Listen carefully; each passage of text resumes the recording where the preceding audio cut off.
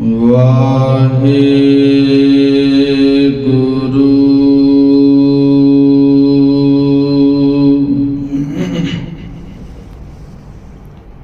ਸਾਹਿਬ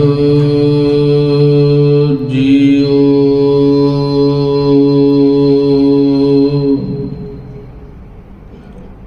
ਜੈਸਾ ਸਤਿਗੁਰ ਸੁਣੀਦਾ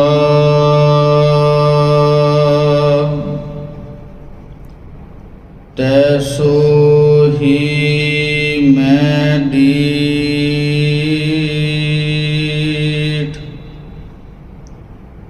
ਵਿਛੜਿਆ ਮਿਲੇ ਪ੍ਰਭੂ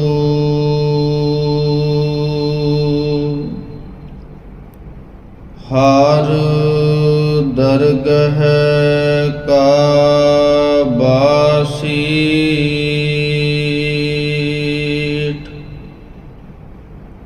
ਦੋਵੇਂ ਥਾਵ ਰੱਖੇ ਗੁਰ ਸੂਰੇ।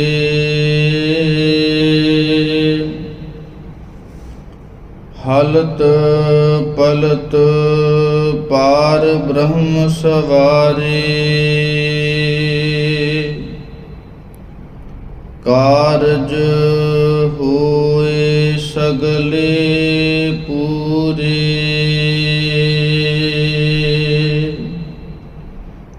ਕਹਾਂ ਬੁੱਧ ਪ੍ਰਭ ਤੁਛ ਹਮਾਰੀ। ਬਰਨ ਸਕੈ ਮਹਿਮਾ ਜੋ ਤਿਹਾਰੀ।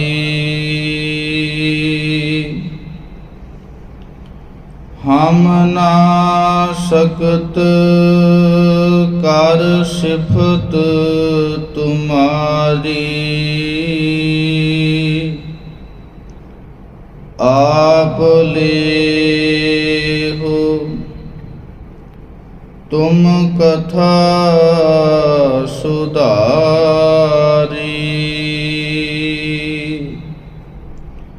ਹਮ ਨਾ ਸਕਤ ਕਰ ਸਿਫਤ ਤੁਮਾਰੀ। ਆਪ ਲੇਹੁ ਤੁਮ ਕਥਾ ਸੁਧਾਰੀ।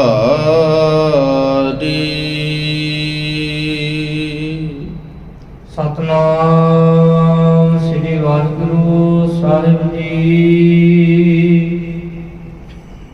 ਇੱਕ ਓੰਕਾਰ ਸਤਿਨਾਮ ਕਰਤਾ ਪੁਰਖ ਨਿਰਭਉ ਨਿਰਵੈਰ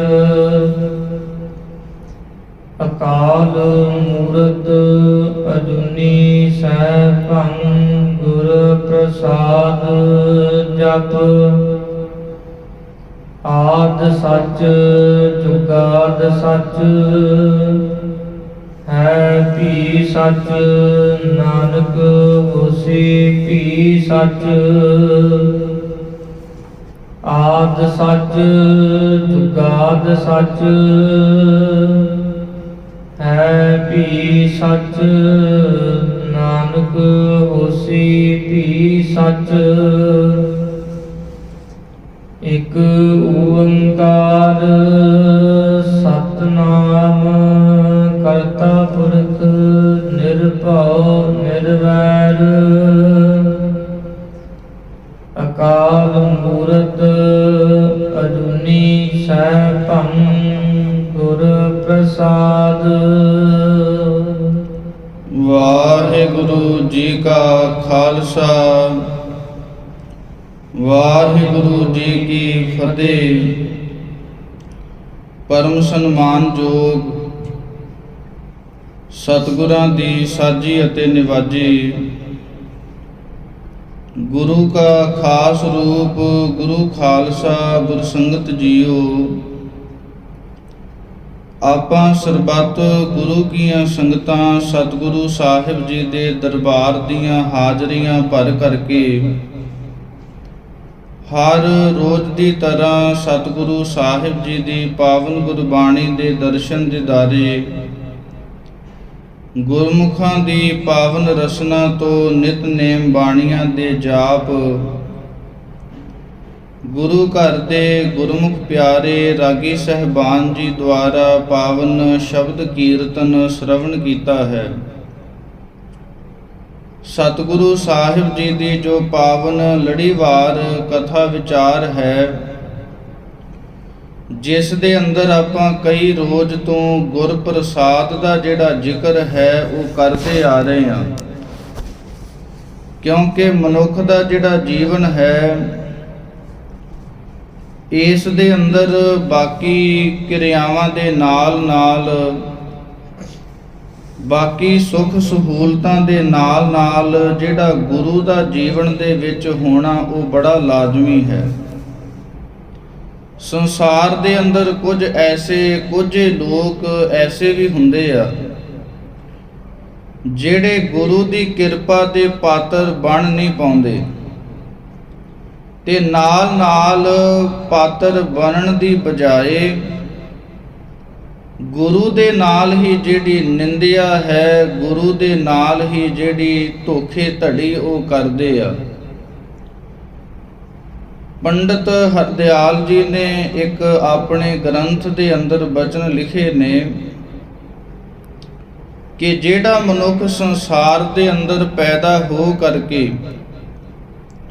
ਆਪਣੇ ਗੁਰੂ ਦੇ ਨਾਲ ਪਿਆਰ ਕਰਨ ਦੀ ਬਜਾਏ,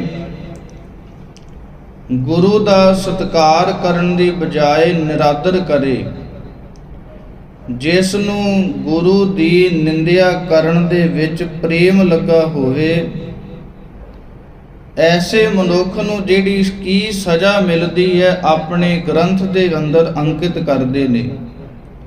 ਬਚਨ ਇਥੋਂ ਪ੍ਰਾਰੰਭ ਕਰਦੇ ਨੇ, ਗੁਰ ਨਿੰਦਾ ਮਹਿਰਾਗ, ਕਿ ਜਿਸ ਮਨੁੱਖ ਦਾ ਗੁਰੂ ਦੀ ਨਿੰਦਿਆ ਕਰਨ ਦੇ ਵਿੱਚ ਪ੍ਰੇਮ ਲੱਗਾ ਹੋਵੇ, ਮੋਹ ਲੱਗਾ ਹੋਵੇ, ਭਾਵ ਸੰਸਾਰੀ ਮਨੁੱਖਾਂ ਦੇ ਅੰਦਰ ਤੇ ਕਮੀਆਂ ਕੱਢਦਾ ਹੀ ਹੋਵੇ, ਸੰਸਾਰ ਦੇ ਵਿੱਚ ਕਮੀਆਂ ਵੇਖਦਾ ਗੁਰੂ ਦੇ ਉੱਪਰ ਵੀ ਸ਼ੰਕਾ ਕਰਨਾ ਸ਼ੁਰੂ ਕਰ ਦੇਵੇ, ਐਸੇ ਮਨੁੱਖ ਦੀ ਜਿਹੜੀ ਹਾਲਤ ਹੈ ਉਹ ਕੀ ਬਣ ਜਾਂਦੀ ਹੈ? ਮੁਗਧ ਨਿਪੁੰਸਕ ਵਿਕਲ ਮਨ।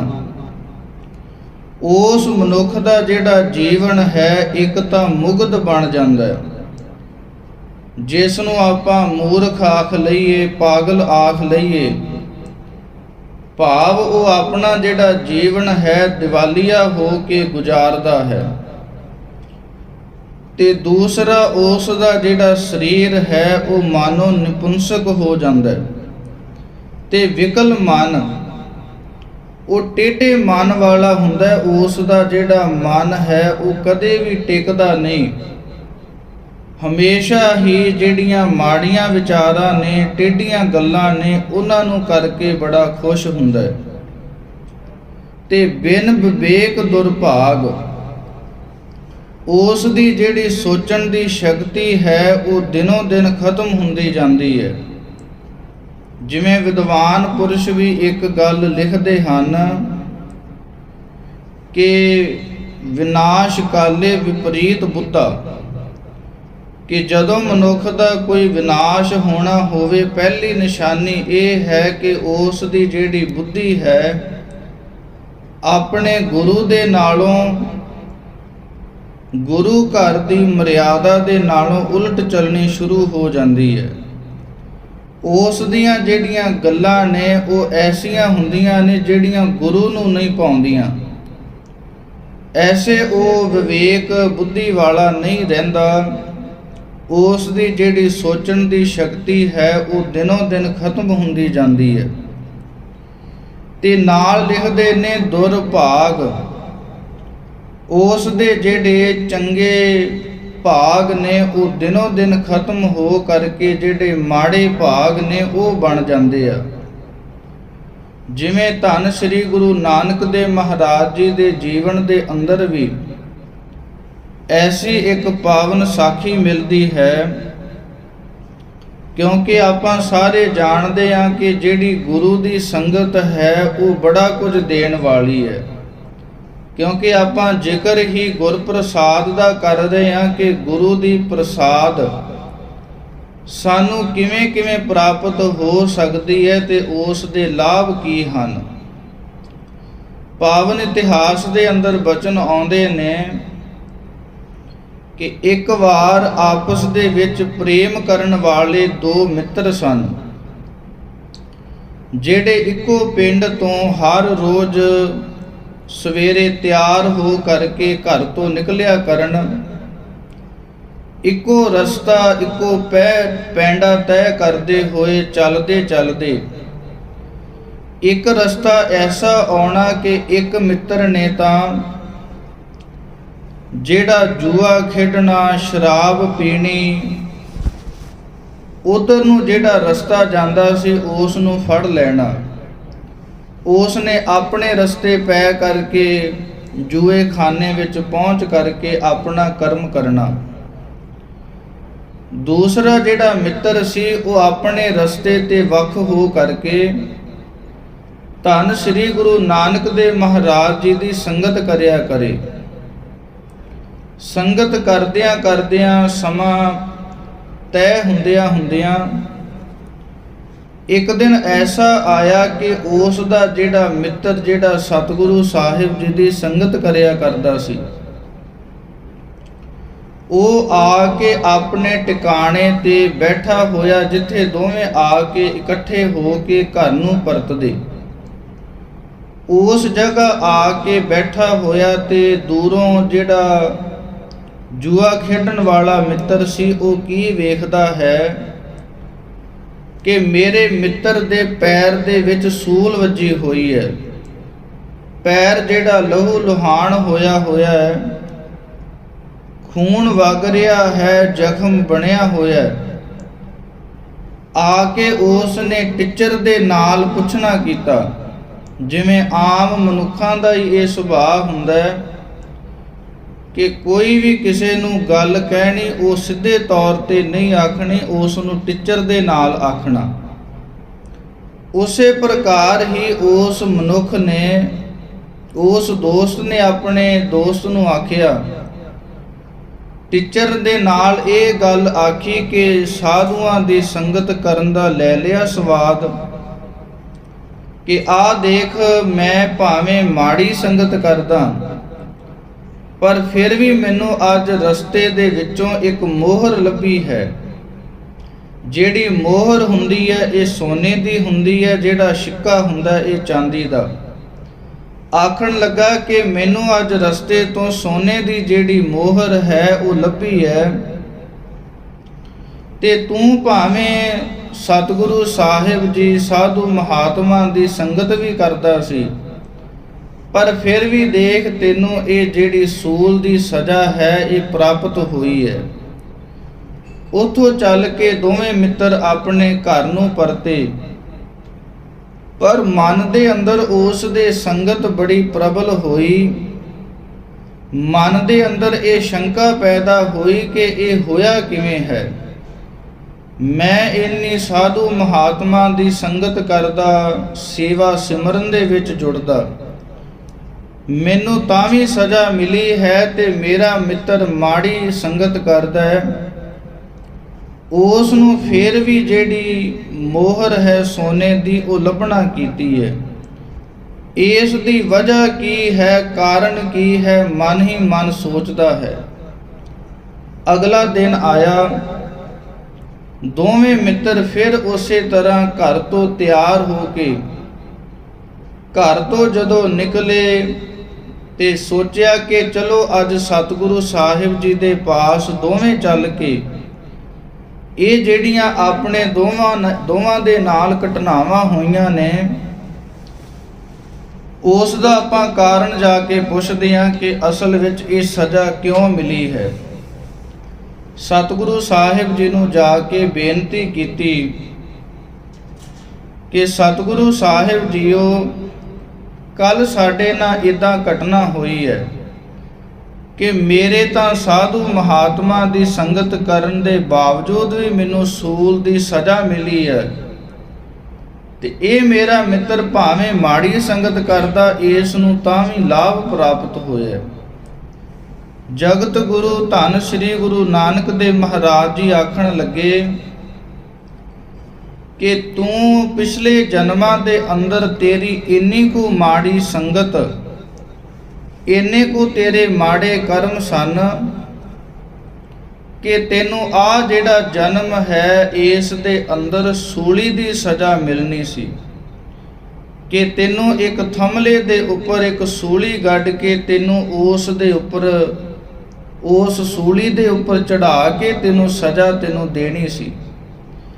ਪਰ ਸਾਧੂ ਮਹਾਤਮਾ ਦੀ ਸੰਗਤ ਕਰਨ ਦੇ ਨਾਲ ਉਹ ਜਿਹੜੀ ਸੂਲੀ ਦੀ ਸਜ਼ਾ ਹੈ ਉਹ ਸੂਲ ਹੋ ਕੇ ਨਿਬੜੀ ਹੈ, ਤੇ ਤੇਰਾ ਜਿਹੜਾ ਦੂਸਰਾ ਮਿੱਤਰ ਹੈ ਉਹ ਪਿਛਲੇ ਜਨਮਾਂ ਦੇ ਕਰਮਾਂ ਦੇ ਕਰਕੇ ਇਸ ਜਨਮ ਦੇ ਅੰਦਰ ਉਸ ਨੂੰ ਬਹੁਤ ਭਾਰੀ ਜਿਹੜਾ ਖਜ਼ਾਨਾ ਉਹ ਪ੍ਰਾਪਤ ਹੋਣਾ ਸੀ, ਪਰ ਮਾੜੀ ਸੰਗਤ ਕਰਕੇ ਉਸ ਦੇ ਚੰਗੇ ਕਰਮ ਦਿਨੋਂ ਦਿਨ ਖਤਮ ਹੁੰਦੇ ਗਏ, ਤੇ ਆਖਰ ਉਸ ਨੂੰ ਉਸ ਖਜ਼ਾਨੇ ਦੀ ਬਜਾਏ ਇੱਕ ਮੋਹਰ ਹੀ ਪ੍ਰਾਪਤ ਹੋਈ ਹੈ। ਇਹ ਹੈ ਗੁਰੂ ਦੇ ਨਾਲ ਪ੍ਰੇਮ ਕਰਨ ਦਾ ਲਾਭ ਔਰ ਮਾੜੀ ਸੰਗਤ ਕਰਨ ਦਾ ਜਿਹੜਾ ਨੁਕਸਾਨ। ਤਾਂ ਕਰਕੇ ਪੰਡਤ ਹਰਦਿਆਲ ਜੀ ਲਿਖਦੇ ਨੇ ਕਿ ਜਿਸ ਦਾ ਆਪਣੇ ਗੁਰੂ ਦੇ ਨਾਲ ਪ੍ਰੇਮ ਨਾ ਹੋਵੇ ਉਸ ਦੇ ਦੁਰਭਾਗ, ਜਿਹੜੇ ਮਾੜੇ ਭਾਗ ਨੇ ਉਹ ਬਣ ਜਾਂਦੇ ਆ। ਤੇ ਜੇ ਕਿਧਰੇ ਗੁਰੂ ਦੀ ਸੰਗਤ ਮਿਲ ਜਾਵੇ, ਜਿਵੇਂ ਆ ਕੇ ਆਪਾਂ ਨਮਸਕਾਰ ਕਰਦੇ ਆ, ਆਪਣੇ ਹੱਥਾਂ ਨੂੰ, ਆਪਣੇ ਮੱਥੇ ਨੂੰ ਆਪਾਂ ਸਤਿਗੁਰਾਂ ਦੇ ਚਰਨਾਂ ਦੇ ਵਿੱਚ ਟੇਕਦੇ ਆ, ਇਸ ਨਮਸਕਾਰ ਕਰਨ ਦਾ ਭਾਵ ਹੀ ਇਹ ਹੈ ਕਿ ਸਾਡੇ ਜਿਹੜੇ ਪੁੱਠੇ ਕਰਮ ਹਨ, ਉਲਟੇ ਕਰਮ ਹਨ, ਉਹ ਸਤਿਗੁਰਾਂ ਦੀ ਨਮਸਕਾਰ ਕਰਨ ਦੇ ਨਾਲ ਉਹ ਉਲਟੇ ਭਾਗ ਸਿੱਧੇ ਹੋ ਜਾਵਣ।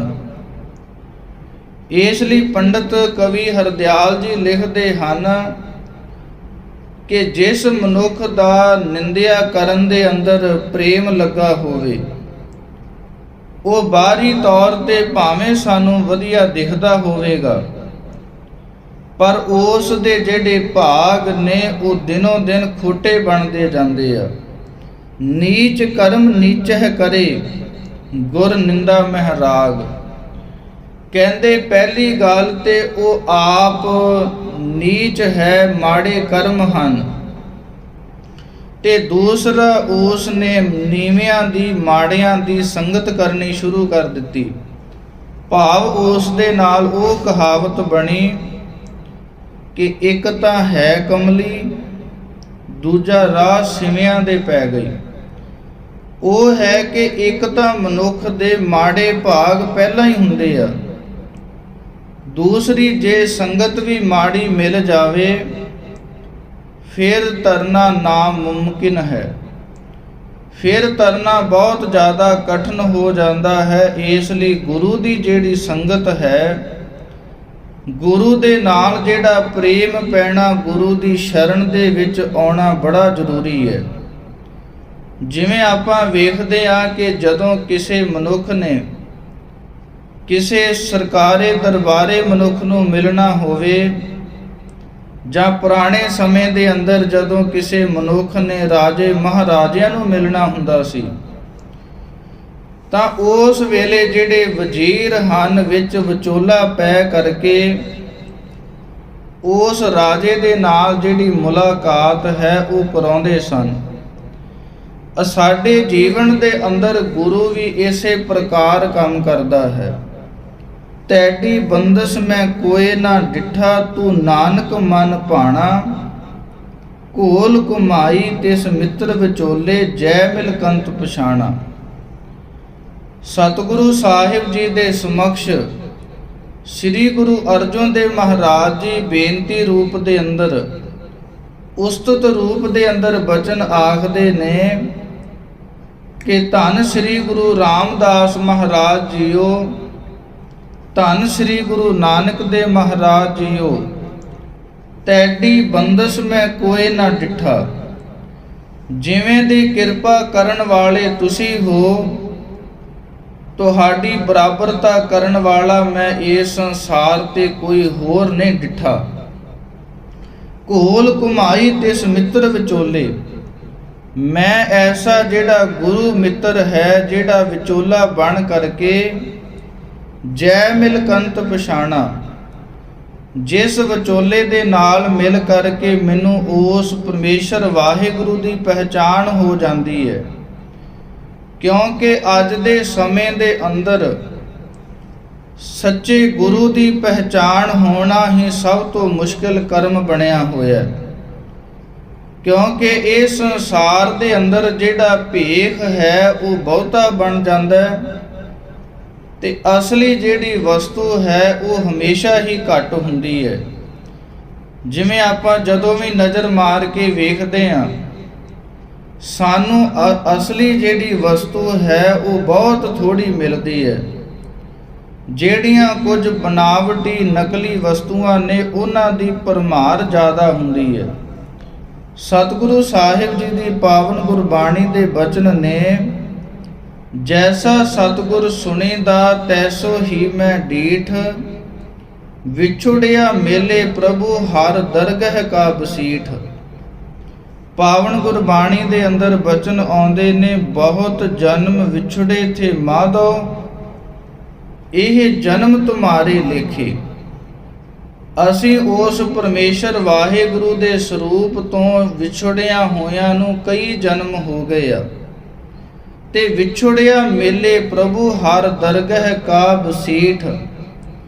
ਸਤਿਗੁਰੂ ਸਾਹਿਬ ਜੀ ਕੈਸੇ ਨੇ, ਸ੍ਰੀ ਗੁਰੂ ਅਰਜਨ ਦੇਵ ਮਹਾਰਾਜ ਜੀ ਦੇ ਹੀ ਇਹ ਬਚਨ ਨੇ ਕਿ ਮੈਂ ਜਿਵੇਂ ਸੰਸਾਰ ਦੇ ਕੋਲੋਂ ਸੁਣਿਆ ਸੀ, ਤੈਸੋ ਹੀ ਮੈਂ ਡੀਠ। ਸਤਿਗੁਰੂ ਸਾਹਿਬ ਜੀ ਨੂੰ ਉਸੇ ਪ੍ਰਕਾਰ ਹੀ ਵੇਖਿਆ ਹੈ।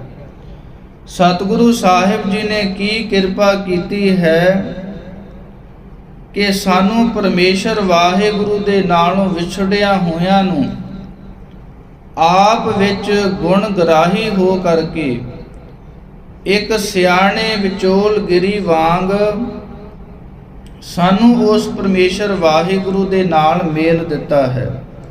ਹਲਤ ਪਲਤ ਪਾਰ ਬ੍ਰਹਮ ਸਵਾਰੇ, ਕਾਰਜ ਹੋਏ ਸਗਲੇ ਪੂਰੇ।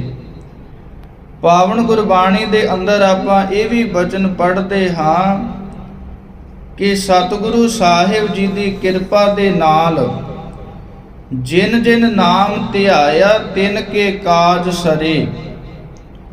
ਪਰ ਬਸ਼ਰਤੇ ਇਹ ਹੈ ਕਿ ਜਿਹੜੀ ਗੁਰੂ ਦੀ ਕਿਰਪਾ ਹੈ, ਇਹ ਸਾਡੇ ਜੀਵਨ ਦੇ ਵਿੱਚ ਜੇ ਨਾ ਹੋਵੇ ਤੇ ਮਨੁੱਖ ਦੀ ਆਪਣੀ ਜਿਹੜੀ ਸਿਆਣਪ ਹੈ, ਆਪਣੀ ਜਿਹੜੀ ਚਤੁਰਾਈ ਹੈ ਉਹ ਕੰਮ ਨਹੀਂ ਕਰਦੀ।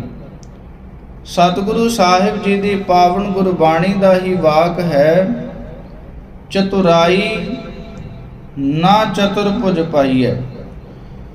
ਕਿ ਅਸੀਂ ਚਤੁਰਾਈ ਦੇ ਨਾਲ ਸੰਸਾਰ ਨੂੰ ਤਾਂ ਜਿੱਤ ਸਕਦੇ ਹਾਂ, ਸੰਸਾਰ ਦੇ ਵਿੱਚ ਜਿਹੜੀ ਸਿਆਣਪ ਹੈ ਉਹ ਕਿਤੇ ਨਾ ਕਿਤੇ ਕੰਮ ਆ ਹੀ ਜਾਂਦੀ ਹੈ। ਪਰ ਜੇ ਆਪਾਂ ਨਜ਼ਰ ਮਾਰ ਕੇ ਵੇਖੀਏ, ਜਾਨਵਰਾਂ ਦੇ ਵਿੱਚੋਂ ਸਭ ਤੋਂ ਚਲਾਕ ਬਾਂਦਰ ਨੂੰ ਮੰਨਿਆ। ਬਾਂਦਰ ਦੀ ਆਪਣੀ ਚਲਾਕੀ ਕਰਕੇ ਉਹ ਆਪਣਾ ਹੀ ਸਭ ਕੁਝ ਵਿਗਾੜ ਬੈਠਦਾ ਹੈ, ਤੇ ਆਖਰ ਆਪਣੇ ਮਰਨ ਦਮ ਤੱਕ ਆਪਣਾ ਜਿਹੜਾ ਘਰ ਹੈ ਉਹ ਵੀ ਨਹੀਂ ਬਣਾ ਪਾਉਂਦਾ। ਜਿਵੇਂ ਇੱਕ ਵਾਰ ਇੱਕ ਚੋਰੀ ਕਰਨ ਵਾਲਾ ਮਨੁੱਖ ਆਪਣੇ ਪੁੱਤਰ ਨੂੰ ਆਖ ਰਿਹਾ ਸੀ ਕਿ ਉਹ ਸਾਹਮਣੇ ਜਿਹੜਾ ਘਰ ਹੈ, ਮੈਂ ਉਸ ਘਰ ਦੇ ਵਿੱਚੋਂ ਹਰ ਸਾਲ ਚੋਰੀ ਕਰਦਾ। ਤੇ ਉਸ ਚੋਰ ਦਾ ਪੁੱਤਰ ਆਖਣ ਲੱਗਾ ਕਿ ਪਿਤਾ ਜੀ ਫਿਰ ਤੇ ਆਪਣੇ ਬਹੁਤ ਮਾੜੇ ਭਾਗ ਨੇ ਕਿ ਤੁਸੀਂ ਚੋਰੀ ਕਰਕੇ ਵੀ ਗਰੀਬ ਹੋ ਤੇ ਉਹ ਚੋਰੀ ਧੋਖਾ ਖਾ ਕਰਕੇ ਵੀ ਅਮੀਰ ਦੇ ਅਮੀਰ ਨੇ। ਤੁਸੀਂ ਹਰ ਸਾਲ ਚੋਰੀ ਕਰਦੇ ਹੋ, ਉਹ ਫਿਰ ਕਮਾਈ ਕਰਕੇ ਫਿਰ ਅਮੀਰ ਹੋ ਜਾਂਦੇ, ਤੁਸੀਂ ਫਿਰ ਚੋਰੀ ਕਰਦੇ ਹੋ। ਫਿਰ ਤੁਹਾਡੇ ਨਾਲੋਂ ਤੇ ਉਹ ਕਿਤੇ ਗੁਣਾ ਜ਼ਿਆਦੇ ਚੰਗੇ ਨੇ, ਜਿਹੜੀ ਚੋਰੀ ਕਰਾ ਕੇ ਵੀ ਫਿਰ ਵੀ ਅਮੀਰ ਦੇ ਅਮੀਰ ਨੇ। ਇਸ ਲਈ ਜਿਨ੍ਹਾਂ ਦੇ ਉੱਪਰ ਗੁਰੂ ਦੀ ਜਿਹੜੀ ਬਖਸ਼ਿਸ਼ ਹੈ, ਗੁਰੂ ਦੀ ਜਿਹੜੀ ਮਿਹਰ ਹੈ, ਉਹ ਹੋ ਜਾਵੇ। ਕਿਉਂਕਿ ਇਹ ਦੋ ਚੀਜ਼ਾਂ ਨੇ, ਇੱਕ ਪ੍ਰਾਰਬਧ ਔਰ ਇੱਕ ਬਖਸ਼ਿਸ਼। ਜਿਹੜੀ ਸਾਡੀ ਪ੍ਰਾਰਬਧ ਹੈ, ਸਾਡੇ ਕਰਮ ਨੇ, ਉਹ ਇਦਾਂ ਨੇ ਜਿਵੇਂ ਬੈਂਕ ਦੇ ਵਿੱਚ ਪਿਆ ਹੋਇਆ ਪੈਸਾ। ਅਸੀਂ ਜਿਵੇਂ ਜਿਵੇਂ ਕਰਮਾਂ ਨੂੰ ਭੋਗਦੇ ਜਾਂਦੇ ਆ, ਸਾਡੇ ਜਿਹੜੇ ਕਰਮ ਨੇ ਉਹ ਖਤਮ ਹੁੰਦੇ ਜਾਂਦੇ ਆ। ਪਰ ਬਖਸ਼ਿਸ਼ ਇੱਕ ਐਸਾ ਵਰਦਾਨ ਹੈ ਜੋ ਸਤਿਗੁਰੂ ਸਾਹਿਬ ਜੀ ਅੱਜ ਤੋਂ 500 ਸਾਲ 550 ਸਾਲ ਪਹਿਲਾਂ ਬਚਨ ਕਰ ਗਏ। ਉਹ ਜਿਹੜੇ ਬਚਨ ਨੇ ਅੱਜ ਵੀ ਪੂਰੇ ਹੁੰਦੇ ਆ, ਜੇ ਕਿਧਰੇ ਸਾਡੇ ਅੰਦਰ ਭਾਵਨਾ ਪ੍ਰਗਟ ਹੋ ਜਾਵੇ। ਇਸ ਲਈ ਸਤਿਗੁਰੂ ਸਾਹਿਬ ਜੀ ਵਿੱਚ ਵਿਚੋਲੇ ਪੈ ਕਰਕੇ ਸਤਿਗੁਰ ਸਿੱਖ ਕਾ ਹਲਤ ਪਲਤ ਸਵਾਰੈ। ਨਾਨਕ ਸਤਿਗੁਰ ਸਿੱਖ ਕੋ ਜੀ ਨਾਲ ਸਮਾਰੈ। ਸਤਿਗੁਰੂ ਸਾਹਿਬ ਜੀ ਆਪਣੇ ਸਿੱਖਾਂ ਦੀ ਸੰਭਾਲ ਕਰਦੇ ਹਨ, ਵਿੱਚ ਵਿਚੋਲੇ ਪੈ ਕਰਕੇ। ਇਸ ਲਈ ਗੁਰੂ ਦੇ ਅੰਦਰ ਇਹ 8ਵਾਂ ਗੁਣ ਹੈ ਕਿ ਗੁਰੂ ਇੱਕ ਸੱਚਾ ਸੁੱਚਾ ਵਿਚੋਲਾ ਵੀ ਹੈ, ਜਿਹੜਾ ਵਾਹਿਗੁਰੂ ਦੇ ਨਾਲ ਸਾਨੂੰ ਮੇਲ ਦਿੰਦਾ ਹੈ। 9ਵਾਂ ਜਿਹੜਾ ਗੁਣ ਔਰ ਨਿਸ਼ਾਨੀ ਸੱਚੇ ਗੁਰੂ ਦੀ ਇਹ ਹੈ ਕਿ ਗੁਰੂ ਮੁਕਤੀ ਦਾਤਾ ਵੀ ਹੈ। ਸੰਸਾਰ ਦੇ ਅੰਦਰ ਕੁਝ ਧਰਮ ਐਸੇ ਨੇ ਕਿ ਜਿਨ੍ਹਾਂ ਨੇ ਜਿਹੜੀ ਮੁਕਤੀ ਹੈ ਉਹ ਮਰਨ ਤੋਂ ਬਾਅਦ ਮੰਨੀ ਹੈ। ਸਤਿਗੁਰੂ ਸਾਹਿਬ ਜੀ ਦੀ ਪਾਵਨ ਗੁਰਬਾਣੀ ਦਾ ਵਾਕ ਹੈ ਕਿ ਜਿਹੜੇ ਨਾਮ ਰਸੀਏ ਗੁਰਸਿੱਖ ਹਨ, ਉਹਨਾਂ ਦਾ ਜੀਵਨ ਐਸਾ ਬਣ ਜਾਂਦਾ ਹੈ, ਜਿਉ ਜਲ ਮਹਿ ਜਲ ਆਏ ਖਟਾਨਾ, ਤਿਉ ਜੋਤੀ ਸੰਗ ਜੋਤ ਮਿਲਾਨਾ। ਮਿਟ ਗਏ ਗਵਨ ਪਾਏ ਵਿਸਰਾਮ, ਨਾਨਕ ਪ੍ਰਭ ਕੈ ਸਦ ਕੁਰਬਾਨ। ਜਿਵੇਂ ਪਾਵਨ ਗੁਰਬਾਣੀ ਦੇ ਅੰਦਰ ਆਪਾਂ ਇਹ ਵੀ ਬਚਨ ਪੜ੍ਹਦੇ ਹਨ, ਹਰ ਜਨ ਦੁਇ ਏਕ ਹੈ, ਬਿਬ ਵਿਚਾਰ ਕਛ ਨਾਹੇ, ਜਲ ਤੇ ਉਪਜਤ ਰੰਗ, ਜਿਉ ਜਲ ਹੀ ਬਿਖੈ ਸਮਾਹੇ। ਕਿ ਜਿਹੜੇ ਗੁਰਸਿੱਖ ਹਨ ਉਹ ਪਰਮੇਸ਼ਰ ਵਾਹਿਗੁਰੂ ਦੇ ਨਾਲ ਇਦਾਂ ਮਿਲ ਜਾਂਦੇ ਆ ਕਿ ਜਿਵੇਂ ਪਾਣੀ ਦੇ ਵਿੱਚ ਪਾਣੀ ਮਿਲ ਕਰਕੇ ਉਹ ਓਤ ਪ੍ਰੋਤ ਹੋ ਜਾਂਦਾ ਹੈ, ਪਤਾ ਨਹੀਂ ਲੱਗਦਾ ਕਿ ਕਿਹੜਾ ਪਾਣੀ ਕਿਹੜਾ ਸੀ। ਸਤਿਗੁਰੂ ਸਾਹਿਬ ਜੀ ਨੇ ਜਿਹੜੀ ਉਦਾਹਰਣ ਦਿੱਤੀ ਹੈ ਕਿ ਜਿਵੇਂ ਪਾਣੀ ਦਾ ਬਣਿਆ ਹੋਇਆ ਬੁਲਬੁਲਾ ਉਹ ਪਾਣੀ ਦਾ ਹੀ ਰੂਪ ਹੁੰਦਾ ਹੈ, ਉਸੇ ਪ੍ਰਕਾਰ ਜਿਹੜੇ ਨਾਮ ਜਪਣ ਵਾਲੇ ਗੁਰਸਿੱਖ ਹਨ, ਸਤਿਗੁਰੂ ਸਾਹਿਬ ਜੀ ਉਹਨਾਂ ਨੂੰ ਜਿਉਂਦਿਆਂ ਜੀ ਜਿਹੜਾ ਮੁਕਤੀ ਦਾ ਵਰਦਾਨ ਹੈ ਉਹ ਦੇਣਾ ਕਰਦੇ ਆ। ਭਏ ਕਿਰਪਾਲ ਠਾਕੁਰ ਰਹਿਓ ਆਵਣ ਜਾਣਾ। ਜਦੋਂ ਸਤਿਗੁਰੂ ਸਾਹਿਬ ਜੀ ਕਿਰਪਾਲ ਹੋ ਜਾਵਣ, ਦੇਖੋ ਇੱਥੇ ਗੱਲ ਸਾਰੀ ਕਿਰਪਾ ਦੀ ਹੋਣੀ ਹੈ ਕਿ ਸਤਿਗੁਰੂ ਸਾਹਿਬ ਜੀ ਕਿਰਪਾ ਦੇ ਨਾਲ ਕੀ ਕੁਝ ਕਰ ਸਕਦੇ ਆ। ਜੇ ਸਤਿਗੁਰੂ ਚਾਹਣ ਤੇ ਕੀ ਨਹੀਂ ਹੋ ਸਕਦਾ। ਜਿਵੇਂ ਅੱਜ ਅਸੀਂ ਮਨੁੱਖੀ ਦਿਮਾਗ ਦੇ ਨਾਲ ਇਹ ਗੱਲਾਂ ਸੋਚਦੇ ਹਾਂ, ਤੇ ਕਈ ਜਿਹੜੇ ਪ੍ਰਚਾਰਕ ਨੇ ਉਹ ਇਹ ਸ਼ੰਕਾ ਵੀ ਜ਼ਾਹਰ ਕਰਦੇ ਆ ਕਿ ਜੀ ਸਤਿਗੁਰੂ ਸ੍ਰੀ ਗੁਰੂ ਨਾਨਕ ਦੇਵ ਮਹਾਰਾਜ ਜੀ ਨੇ ਪੰਜੇ ਦੇ ਨਾਲ ਵਲੀ ਕੰਧਾਰੀ ਦੁਆਰਾ ਰੋੜਿਆ ਹੋਇਆ ਪੱਥਰ ਕਿਵੇਂ ਰੋਕ ਲਿਆ। ਬਾਬਾ ਦੀਪ ਸਿੰਘ ਜੀ ਨੇ ਬਿਨਾਂ ਸੀਸ ਤੋਂ ਜਿਹੜੀ ਜੰਗ ਹੈ ਉਹ ਕਿਵੇਂ ਲੜ ਲਈ। ਭਾਈ ਮਤੀ ਦਾਸ ਨੇ 2 ਫਾੜ ਸਰੀਰ ਹੁੰਦਿਆਂ ਹੋਇਆਂ ਵੀ ਜਪਜੀ ਸਾਹਿਬ ਦਾ ਪਾਠ ਉਹ ਕਿਵੇਂ ਕਰਦੇ ਰਹੇ। ਇਹ ਜੇ ਅਸੀਂ ਸਿਰਫ ਮਨੁੱਖੀ ਦਿਮਾਗ ਦੇ ਨਾਲ ਗੱਲਾਂ ਸੋਚਾਂਗੇ ਤੇ ਸਾਡੇ ਸਮਝ ਨਹੀਂ ਪੈਣੀਆਂ। ਜੇ ਸਤਿਗੁਰੂ ਚਾਹੇ ਤਾਂ ਕੀ ਨਹੀਂ ਹੋ ਸਕਦਾ। ਪਰਮੇਸ਼ਰ ਵਾਹਿਗੁਰੂ ਦੇ ਪ੍ਰਤੱਖ ਸਰੂਪ ਸਤਿਗੁਰੂ ਸਾਹਿਬ ਜੀ ਹਨ ਤੇ ਜਦੋਂ ਉਹ ਕਿਰਪਾ ਦੇ ਪਾਤਰ ਉਹਨਾਂ ਦੇ ਅਸੀਂ ਬਣ ਜਾਂਦੇ ਆ, ਸਾਡਾ ਜਿਹੜਾ ਆਉਣ ਜਾਣ ਦਾ ਗੇੜ ਹੈ ਸਤਿਗੁਰੂ ਸਾਹਿਬ ਜੀ ਕੱਟ ਕਰਕੇ ਗੁਰ ਮਿਲ ਨਾਨਕ ਪਾਰ ਬ੍ਰਹਮ ਪਛਾਣਾ, ਤੇ ਗੁਰੂ ਦੇ ਨਾਲ ਮਿਲ ਕਰਕੇ ਜਿਹੜਾ ਮੁਕਤੀ ਨੂੰ ਪ੍ਰਦਾਨ ਕਰਨ ਵਾਲਾ ਮੁਕਤੀ ਸਰੂਪ ਪਰਮੇਸ਼ਰ ਵਾਹਿਗੁਰੂ ਹੈ, ਉਸ ਦੀ ਜਿਹੜੀ ਪਹਿਚਾਣ ਹੈ ਇਹ ਹੋ ਜਾਂਦੀ ਹੈ। ਇਸ ਲਈ ਸਤਿਗੁਰੂ ਸਾਹਿਬ ਜੀ ਸਿੱਖਾਂ ਦੇ ਲਈ ਜਿਹੜਾ ਮੁਕਤੀ ਦਾ ਵਰਦਾਨ ਹੈ ਉਹ ਵੀ ਦੇਣ ਵਾਲੇ ਆ।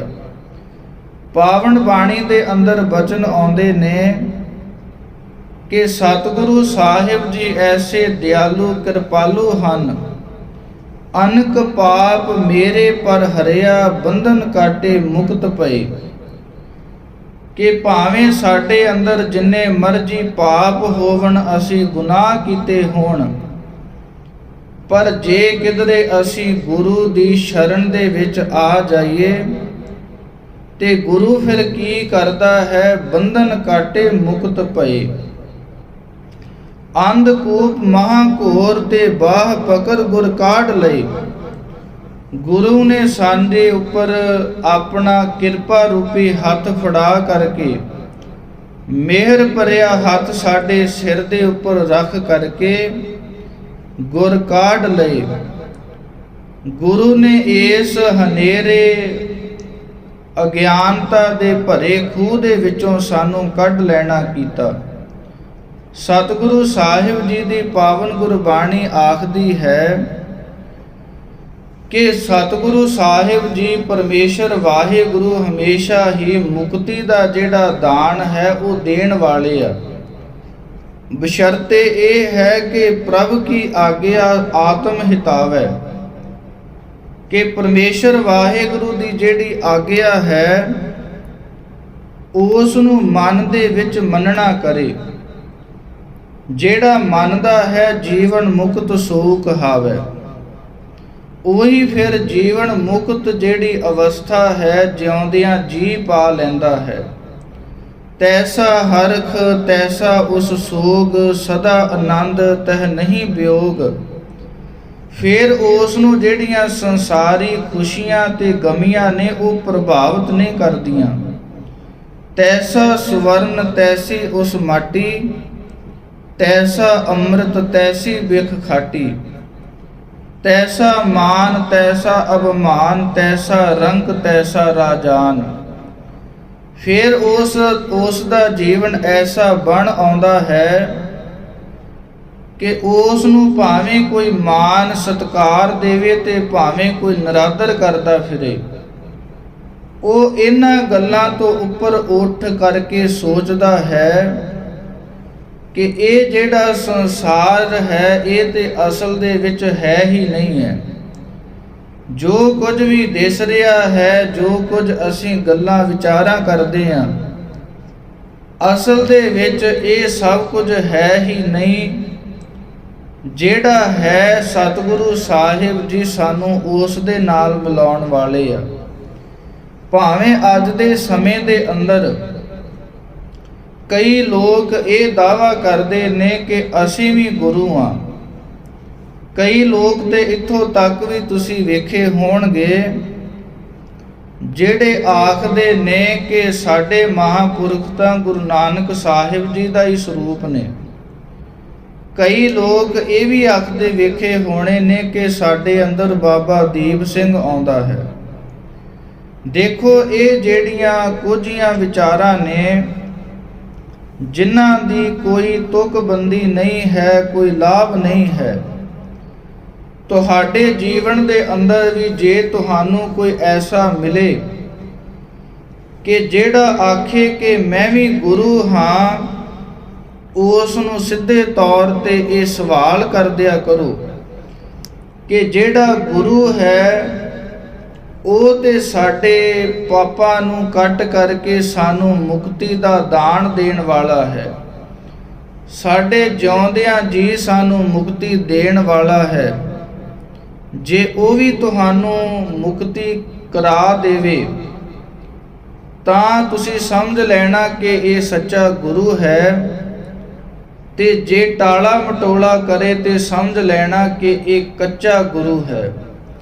ਕਿਉਂਕਿ ਸਤਿਗੁਰੂ ਸਾਹਿਬ ਜੀ ਨੇ ਇਸ ਸੰਸਾਰ ਬ੍ਰਹਿਮੰਡ ਦੇ ਉੱਪਰ ਆਪਣਾ ਤਰਸ ਰੂਪੀ ਹੱਥ ਹੀ ਇਦਾਂ ਰੱਖਿਆ ਹੈ ਕਿ ਜੇ ਅੱਜ ਦੇ ਸਮੇਂ ਦੇ ਅੰਦਰ ਕੋਈ ਤਰਨਾ ਚਾਹੁੰਦਾ ਹੈ ਤੇ ਤੁਸੀਂ ਇਸ ਗੱਲ ਨੂੰ ਸੱਚ ਕਰਕੇ ਮੰਨਣਾ ਕਰੋ ਕਿ ਧੰਨ ਸ੍ਰੀ ਗੁਰੂ ਨਾਨਕ ਦੇਵ ਮਹਾਰਾਜ ਜੀ ਦੇ ਜਿਹੜੇ 10 ਜਾਮੇ ਹਨ ਔਰ ਮੌਜੂਦਾ ਗੁਰੂ ਆਦਿ ਸ੍ਰੀ ਗੁਰੂ ਗ੍ਰੰਥ ਸਾਹਿਬ ਮਹਾਰਾਜ ਜੀ ਇਸ ਪਾਵਨ ਬਾਣੀ ਦੀ ਸਿੱਖਿਆ ਤੋਂ ਬਿਨਾਂ ਤਰਨਾ ਮੁਸ਼ਕਲ ਹੈ।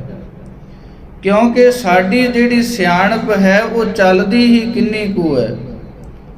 ਸਾਨੂੰ ਇੱਕ ਕੰਮ ਦੇ ਬਾਰੇ ਪਤਾ ਹੋ ਸਕਦਾ ਹੈ, 2 ਦੇ ਬਾਰੇ, 5 ਦੇ ਬਾਰੇ, 10 ਦੇ ਬਾਰੇ ਪਤਾ ਹੋ ਸਕਦਾ ਹੈ, ਪਰ ਜਿਹੜੀ ਧਰਮ ਦੀ ਦੁਨੀਆ ਹੈ ਇਹ ਵੀ ਇੱਕ ਬਹੁਤ ਗੁੰਝਲਤਾਈ ਵਾਲੀ ਦੁਨੀਆ ਹੈ।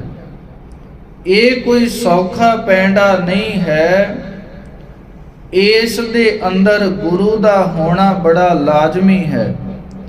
ਇਸ ਲਈ ਸਤਿਗੁਰੂ ਸਾਹਿਬ ਜੀ ਦਾ ਜਿਹੜਾ 9ਵਾਂ ਗੁਣ ਹੈ ਉਹ ਇਹ ਹੈ ਕਿ ਸਤਿਗੁਰੂ ਸਾਹਿਬ ਜੀ ਮੁਕਤੀ ਦੇਣ ਵਾਲੇ ਆ। ਸਤਿਗੁਰੂ ਸਾਹਿਬ ਜੀ ਇਦਾਂ ਕਰਦੇ ਨੇ, ਚੂਕਾ ਗੌਣ ਮਿਟਿਆ ਅੰਧਿਆਰ, ਗੁਰ ਦਿਖਲਾਇਆ ਮੁਕਤ ਦੁਆਰ। ਗੁਰੂ ਸਾਹਿਬ ਜੀ ਕੀ ਕਰਦੇ ਨੇ ਕਿ ਸਾਡੇ ਅਗਿਆਨ ਨੂੰ ਮੇਟ ਕਰਕੇ ਆਉਣ ਜਾਣ ਦਾ ਜਿਹੜਾ ਗੇੜ ਹੈ ਇਸ ਨੂੰ ਮੁਕਾ ਕਰਕੇ ਗੁਰ ਦਿਖਲਾਇਆ ਮੁਕਤ ਦੁਆਰ।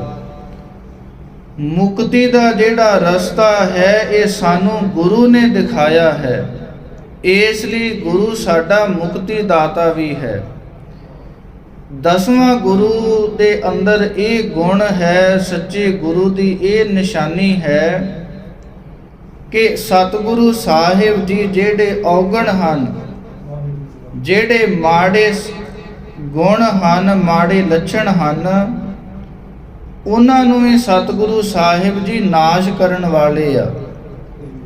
ਜਿਵੇਂ ਆਪਣੇ ਜੀਵਨ ਦੇ ਅੰਦਰ ਬੜੇ ਤਰ੍ਹਾਂ ਦੇ ਅਸੀਂ ਮਾੜੇ ਜਿਹੜੇ ਕਰਮ ਕਰਨ ਕਰਕੇ ਇਹ ਜਿਹੜਾ ਸਾਨੂੰ ਸੰਸਾਰ ਹੈ ਇਹ ਪ੍ਰਾਪਤ ਹੋਇਆ। ਆਪਾਂ ਪਹਿਲਾਂ ਵੀ ਇੱਕ ਦਿਨ ਵਿਚਾਰ ਕੀਤੀ ਸੀ ਕਿ ਅਸੀਂ 3 ਪ੍ਰਕਾਰ ਦੇ ਜਿਹੜੇ ਕਰਮ ਹਨ ਉਹ ਵਿਦਵਾਨਾਂ ਨੇ ਮੰਨੇ ਆ। ਇੱਕ ਹੁੰਦੇ ਨੇ ਸੰਚਿਤ ਕਰਮ, ਇੱਕ ਕਿਰਿਆਮਾਨ ਕਰਮ, ਇੱਕ ਪ੍ਰਾਰਬਧ ਕਰਮ। ਜਿਹੜੇ ਕਰਮਾਂ ਨੂੰ ਹਜੇ ਅਸੀਂ ਭੋਗਣਾ ਹੈ, ਜਿਹੜੇ ਮਾਨੋ ਹਜੇ ਸਾਡੇ ਜਮਾ ਹਨ, ਉਹਨਾਂ ਨੂੰ ਆਖਿਆ ਜਾਂਦਾ ਹੈ ਸੰਚਿਤ ਕਰਮ। ਜਿਹੜੇ ਅਸੀਂ ਭੋਗ ਰਹੇ ਹਾਂ ਉਹ ਹਨ ਪ੍ਰਾਰਬਧ ਕਰਮ। ਤੇ ਜਿਹੜੇ ਅਸੀਂ ਹੁਣ ਨਵੇਂ ਕਰਮ ਕਰ ਰਹੇ ਹਾਂ ਇਹ ਹਨ ਸਾਡੇ ਕਿਰਿਆਮਾਨ ਕਰਮ। ਤੇ ਸਤਿਗੁਰੂ ਸਾਹਿਬ ਜੀ ਐਸੇ ਹਨ ਕਿ ਸਾਡੇ ਜਿਹੜੇ ਕਿਰਿਆਮਾਨ ਕਰਮ ਹਨ ਉਹਨਾਂ ਨੂੰ ਵੀ ਕੱਟਣ ਵਾਲੇ ਨੇ, ਖਤਮ ਕਰਨ ਵਾਲੇ ਨੇ। ਗੁਰ ਕਾਢਿਓ ਭੁਜਾ ਪਸਾਰ, ਮੋਹ ਕੂ ਪਾਰੀਆ, ਮੈਂ ਜੀਤਿਓ ਜਨਮ ਅਪਾਰ, ਬਹੁਰ ਨਾ ਹਾਰੀਆ। ਕਿ ਮੇਰੇ ਜਿਹੜੇ ਕਿਰਿਆਮਾਨ ਕਰਮ ਸਨ ਇਹਨਾਂ ਦੇ ਵਿੱਚ ਹੀ ਸਤਿਗੁਰੂ ਸਾਹਿਬ ਜੀ ਨੇ ਮੇਰੇ ਉੱਪਰ ਕਿਰਪਾ ਕਰਕੇ, ਦਇਆ ਕਰਕੇ ਮੇਰਾ ਹੱਥ ਫੜ ਕੇ, ਬਾਂਹ ਫੜ ਕੇ ਮੈਨੂੰ ਬਚਾ ਲੈਣਾ ਕੀਤਾ। ਮੈਂ ਜੀਤਿਓ ਜਨਮ ਅਪਾਰ। ਜਿਹੜਾ ਕਰਮ ਮੈਂ ਪਾਪ ਕਰਮ ਕਰਨ ਦੇ ਵਿੱਚ ਗੁਜ਼ਾਰਨਾ ਸੀ, ਜਿਹੜਾ ਜਨਮ ਮੈਂ ਸਿਰਫ ਵਿਸ਼ਿਆ ਵਿਕਾਰਾਂ ਨੂੰ ਭੋਗਣ ਦੇ ਵਿੱਚ ਗੁਜ਼ਾਰਨਾ ਸੀ, ਸਤਿਗੁਰੂ ਸਾਹਿਬ ਜੀ ਨੇ ਐਸਾ ਤਰਸ ਕੀਤਾ ਕਿ ਮੈਂ ਇਸੇ ਜਨਮ ਦੀ ਜਿਹੜੀ ਬਾਜੀ ਹੈ ਉਸ ਨੂੰ ਜਿੱਤ ਲੈਣਾ ਕੀਤਾ। ਸਤਿਗੁਰੂ ਸਾਹਿਬ ਜੀ ਨੇ ਆਖਿਆ ਹੈ ਕਿ ਬਾਹ ਪਕੜ ਕੱਢ ਲੀਨੇ ਆਪਣੇ, ਗ੍ਰਹਿ ਅੰਧਕੂਪ ਤੇ ਮਾਇਆ। ਇਹ ਜਿਹੜਾ ਮਾਇਆ ਦਾ ਜਾਲ ਹੈ, ਇਸ ਤੋਂ ਜੇ ਕੋਈ ਬਚਾ ਸਕਦਾ ਹੈ ਤਾਂ ਉਹ ਇੱਕ ਗੁਰੂ ਹੈ। ਜਿਵੇਂ ਭਾਈ ਜੋਗਾ ਸਿੰਘ ਜੀ ਨੂੰ ਬਚਾਇਆ ਸੀ। ਭਾਈ ਜੋਗਾ ਸਿੰਘ ਜੀ ਦੇ ਜੀਵਨ ਦੇ ਅੰਦਰ ਐਸਾ ਸਮਾਂ ਆਇਆ ਕਿ ਇੱਕ ਜਗ੍ਹਾ ਰਾਤ ਕੱਟਣੀ ਪਈ ਤੇ ਭਾਈ ਜੋਗਾ ਸਿੰਘ ਜੀ ਸਾਹਮਣੇ ਕੀ ਵੇਖਦੇ ਆ ਕਿ ਵਿਸ਼ੇ ਭੋਗ ਕਰਨ ਵਾਲੀ ਵੇਸ਼ਵਾ ਦਾ ਕੋਠਾ ਸੀ। ਸੋਚਿਆ ਕਿ ਹੁਣ ਕਿਹੜਾ ਗੁਰੂ ਵੇਖਦਾ ਹੈ, ਚਲੋ ਵਿਸ਼ੇ ਭੋਗ ਕਰ ਲੈਨੇ ਆ। ਪਰ ਭਾਈ ਜੋਗਾ ਸਿੰਘ ਜੀ ਜਦੋਂ ਵਾਰ-ਵਾਰ ਵੇਖਦੇ ਨੇ ਤੇ ਬੂਹੇ ਤੇ ਖੜਿਆ ਹੋਇਆ ਇੱਕ ਮਨੁੱਖ ਵੇਖਦੇ ਆ ਤੇ ਸੋਚਦੇ ਆ ਕਿ ਇਹ ਮਨੁੱਖ ਜਦੋਂ ਆਪਣੇ ਘਰ ਜਾਵੇਗਾ ਤਦੋਂ ਮੈਂ ਜਿਹੜਾ ਮੰਦ ਭੋਗ ਹੈ ਉਹ ਕਰਨਾ ਕਰਾਂਗਾ। ਸਵੇਰ ਹੋ ਜਾਂਦੀ ਹੈ ਪਰ ਉਹ ਮਨੁੱਖ ਨਹੀਂ ਜਾਂਦਾ। ਅਗਲੇ ਦਿਨ ਸਤਿਗੁਰੂ ਸਾਹਿਬ ਸ੍ਰੀ ਗੁਰੂ ਗੋਬਿੰਦ ਸਿੰਘ ਮਹਾਰਾਜ ਜੀ ਦੇ ਪਾਸ ਪਹੁੰਚਦਾ ਹੈ ਤੇ ਸਤਿਗੁਰੂ ਸਾਹਿਬ ਜੀ ਆਖਦੇ ਨੇ ਕਿ ਭਾਈ ਜੋਗਾ ਸਿੰਘ ਜੀ ਆਪਣੀਆਂ ਮਨ ਦੀਆਂ ਬਿਰਤੀਆਂ ਨੂੰ ਟਿਕਾ ਕੇ ਰੱਖੋ। ਮੈਨੂੰ ਤੁਹਾਡੇ ਪਿੱਛੇ ਕਿੱਥੇ-ਕਿੱਥੇ ਪਹਿਰਾ ਦੇਣਾ ਪੈਂਦਾ। ਸਤਿਗੁਰੂ ਸਾਹਿਬ ਜੀ ਤੇ ਐਸੇ ਦਿਆਲੂ ਹਨ।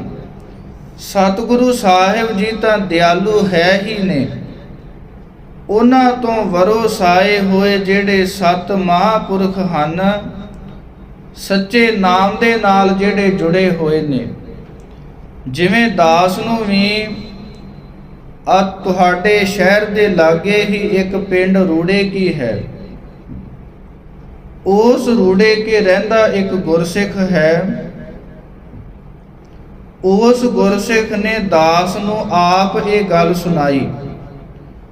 ਆਖਣ ਲੱਗਾ ਕਿ ਦਾਸ ਜਦੋਂ ਸੰਸਾਰੀ ਪੜ੍ਹਾਈ ਕਰਦਾ ਸੀ, ਪੜ੍ਹਾਈ ਕਰਨ ਤੋਂ ਬਾਅਦ ਜਦੋਂ ਕਿਧਰੇ ਨੌਕਰੀ ਲੱਗਣ ਦਾ ਸਮਾਂ ਆਇਆ ਤੇ ਘਰ ਤੋਂ ਬਾਹਰ ਜਾਣਾ ਪਿਆ, ਨੌਕਰੀ ਦੀ ਜਿਹੜੀ ਟ੍ਰੇਨਿੰਗ ਚੱਲਦੀ ਸੀ ਤੇ ਉੱਥੇ ਅਸੀਂ ਕੁਝ ਜਿਹੜੇ ਮਨੁੱਖ ਸਾਂ ਉਹ ਇੱਕੋ ਜਗ੍ਹਾ ਇਕੱਠੇ ਸਾਨੂੰ ਰਹਿਣਾ ਪੈਂਦਾ ਸੀ ਤੇ ਮੇਰੇ ਜਿਹੜੇ ਨਾਲ ਦੇ ਮਨੁੱਖ ਸਨ ਉਹਨਾਂ ਨੇ ਸ਼ਰਾਬਾਂ ਪੀਣੀਆਂ, ਵਿਸ਼ੇ ਵਿਕਾਰ ਭੋਗਣੇ ਤੇ ਨਾਲ ਉਹਨਾਂ ਨੇ ਮੈਨੂੰ ਵੀ ਸੁਲਾ ਮਾਰਨੀ ਕਿ ਆ ਤੂੰ ਵੀ ਜਿਹੜਾ ਸ਼ਰਾਬ ਆਦਿਕ ਹੈ, ਮਾਸ ਆਦਿਕ ਖਾ ਲੈਣਾ ਕਰ ਤੇ ਨਾਲੇ ਜਿਹੜਾ ਵਿਸ਼ੇ ਭੋਗ ਹੈ, ਮੰਦ ਭੋਗ ਹੈ ਉਹ ਵੀ ਕਰਨਾ ਕਰ। ਤੇ ਉਹ ਆਖਣ ਲੱਗਾ ਕਿ ਮੈਂ ਬਾਣੀ ਪੜਨ ਵਾਲਾ ਸਿਮਰਨ ਕਰਿਆ ਕਰਾਂ, ਸਤਿਗੁਰੂ ਸਾਹਿਬ ਜੀ ਨੂੰ ਮਨ ਹੀ ਮਨ, ਮਹਾਂਪੁਰਖਾਂ ਨੂੰ ਮਨ ਹੀ ਮਨ ਬੇਨਤੀ ਕਰਿਆ ਕਰਾਂ। ਇੱਕ ਦਿਨ ਕਹਿੰਦਾ ਐਸਾ ਆਇਆ ਕਿ ਮੇਰਾ ਮਨ ਡੋਲਣ ਲੱਗਾ ਕਿ ਸੋਚਿਆ ਕਿ ਚਲੋ ਇੱਥੇ ਕਿਹੜਾ ਕੋਈ ਵੇਖ ਰਿਹਾ ਹੈ, ਜਿਹੜਾ ਇਹ ਮਾੜਾ ਕਰਮ ਹੈ ਉਸ ਨੂੰ ਕਰ ਲੈਨੇ ਆ। ਤੇ ਉਸ ਗੁਰਸਿੱਖ ਦੇ ਇਹ ਦੱਸਣ ਦੀ ਗੱਲ ਹੈ ਕਿ ਸੰਤ ਬਾਬਾ ਵਰਿਆਮ ਸਿੰਘ ਜੀ ਮਹਾਂਪੁਰਖ ਧੂਰਕੋਟ ਵਾਲਿਆਂ ਨੇ ਕਹਿੰਦਾ ਮੈਂ ਜਦੋਂ ਇੱਕ ਕਮਰੇ ਦੇ ਵਿੱਚੋਂ ਦੂਸਰੇ ਕਮਰੇ ਦੇ ਵਿੱਚ ਜਾਣ ਲੱਗਾ ਤੇ ਉਹਨਾਂ ਮਹਾਂਪੁਰਖਾਂ ਦੀ ਆਵਾਜ਼ ਆਈ ਕਿ ਪੁਰਖਾ ਇਹ ਕੀ ਕਰਨ ਲੱਗਾ ਹੈ। ਕਹਿੰਦਾ ਮੇਰਾ ਸਰੀਰ ਕੰਬ ਗਿਆ ਕਿ ਇਹ ਕੀ ਘਟਨਾ ਹੋਈ, ਕਿਉਂਕਿ ਉਹ ਮਹਾਂਪੁਰਖਾਂ ਦੇ ਬਹੁਤ ਜ਼ਿਆਦਾ ਸਤਸੰਗੀ ਸਨ। ਹੁਣ ਇਹ ਜਿਹੜੀਆਂ ਗੱਲਾਂ ਨੇ ਸਾਡਾ ਦਿਮਾਗ ਆਖੇਗਾ ਕਿ ਇਹ ਹੋ ਨਹੀਂ ਸਕਦੀਆਂ, ਪਰ ਜੇ ਸਤਿਗੁਰੂ ਸਾਹਿਬ ਜੀ ਚਾਹਣ ਤੇ ਸਭ ਕੁਝ ਹੋ ਜਾਂਦਾ ਹੈ। ਬਸ ਗੱਲ ਇਹ ਹੈ ਕਿ ਉਹ ਸਾਡੇ ਮੰਨਣ ਵਿੱਚ ਨਹੀਂ ਆਉਂਦੀਆਂ। ਇਸ ਲਈ ਸਤਿਗੁਰੂ ਸਾਹਿਬ ਜੀ ਔਰ ਸਤਿਗੁਰੂ ਸਾਹਿਬ ਜੀ ਦੇ ਦਰੋਂ ਕਰੋਂ ਵਰੋਸਾਏ ਹੋਏ ਮਹਾਂਪੁਰਖ ਸਾਡੇ ਜਿਹੜੇ ਅਵਗੁਣ ਨੇ ਉਹਨਾਂ ਨੂੰ ਕੱਟਣ ਵਾਲੇ ਹਨ। ਸਤਿਗੁਰੂ ਸਾਹਿਬ ਜੀ ਦੀ ਪਾਵਨ ਗੁਰਬਾਣੀ ਦੇ ਬਚਨ ਹਨ, ਗੁਰ ਪੂਰੇ ਕੇ ਚਰਨ ਗਹੇ, ਕੋਟ ਜਨਮ ਕੇ ਪਾਪ ਲਹੇ। ਕਿ ਜਿਨ੍ਹਾਂ ਨੇ ਪੂਰਿਆਂ ਸਤਿਗੁਰਾਂ ਦੇ ਜਿਹੜੇ ਚਰਨ ਹਨ ਉਹ ਪਕੜ ਲੈਣਾ ਕਰੇ। ਗੁਰੂ ਦੇ ਚਰਨ ਕਿਹੜੇ ਹਨ? ਚਿੱਤ ਚਰਨ ਨਾਮ। ਜਿਹੜਾ ਚਿੱਤ ਦੇ ਵਿੱਚ ਨਾਮ ਦਾ ਵਸਣਾ, ਇਹੀ ਮਾਨੋ ਸਤਿਗੁਰਾਂ ਦੇ ਚਰਨ ਹਨ। ਤੇ ਜਿਨ੍ਹਾਂ ਨੇ ਨਾਮ ਦਾ ਗੁਰਬਾਣੀ ਦਾ ਪੱਲਾ ਫੜ ਲੈਣਾ ਕੀਤਾ, ਕੋਟ ਜਨਮ ਕੇ ਪਾਪ ਲਹੇ। ਉਹਨਾਂ ਦੇ ਕਰੋੜਾਂ ਜਨਮਾਂ ਦੇ ਜਿਹੜੇ ਪਾਪ ਨੇ ਉਹ ਲੈ ਜਾਣਾ ਕਰਦੇ ਆ। ਇਸ ਲਈ ਆਪਾਂ ਸਤਿਗੁਰੂ ਸਾਹਿਬ ਜੀ ਦੇ ਚਰਨ ਕਮਲਾਂ ਦੇ ਵਿੱਚ ਇਹੋ ਅਰਦਾਸ ਕਰੀਏ ਕਿ ਹਮ ਅਵਗੁਣ ਭਰੇ ਏਕ ਗੁਣ ਨਾਹੀ, ਅੰਮ੍ਰਿਤ ਛਾੜ ਬਿਖੈ ਬਿਖ ਖਾਹੀ। ਮਾਇਆ ਮੋਹ ਭਰਮ ਪੈ ਭੂਲੇ, ਸੁਤ ਦਾਰਾ ਸਿਉ ਪ੍ਰੀਤ ਲਗਾਈ।